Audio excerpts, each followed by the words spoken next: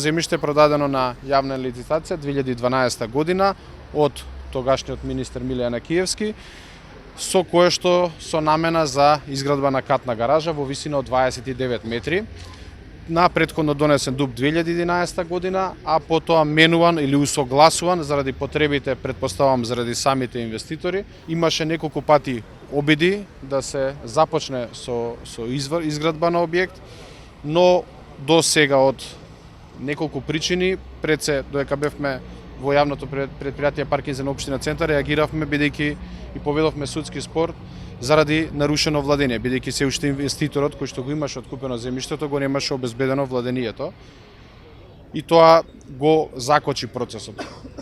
Потоа самиот инвеститор Никофон има покренато постапка за да го добие владението и судот му пресудува да може да се воведе во владение и сега до нас, до општината, ние во изминатиот период пробувавме да разговараме со инвеститорот, бидејќи сметаме дека овој ДУП, односно ако дојде до реализација, покрај сите овие објекти кои што беа изградени од Скопје 2014, знаете какви немили сцени се случуваа, ќе се уништи ова последно слободно место со кое што граѓаните ќе бидат на некој начин загушени и нормално го разбирам и револтот зашто се противат, односно сите овие објекти кои што со години се постојат и функционираат ќе бидат едноставно затворени.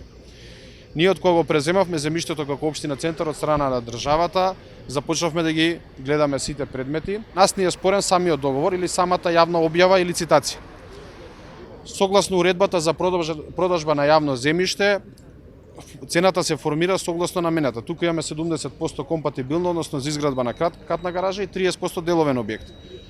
Ако се земат цените кои што се во уредбата, треба да дојдете до некоја цена почетно од 5000 и нешто денара.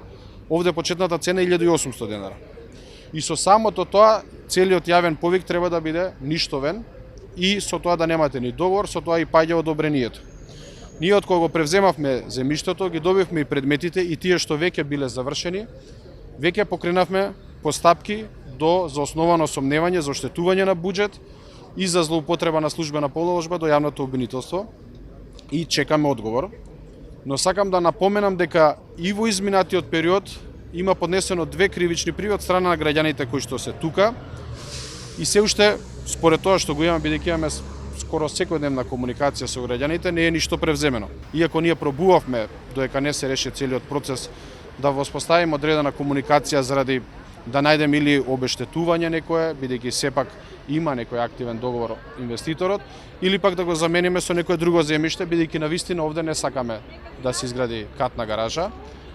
Но очигледно дека самиот инвеститор инсистира и мислам дека по сите постапки кои што се започнати, сите што се веќе започнати до јавното обвинителство, сите постапки кои што ги започнавме, мислам дека веќе предизвика реакција за да што може побрзо да се започне со градба, за да нормално после штетата биде поголема.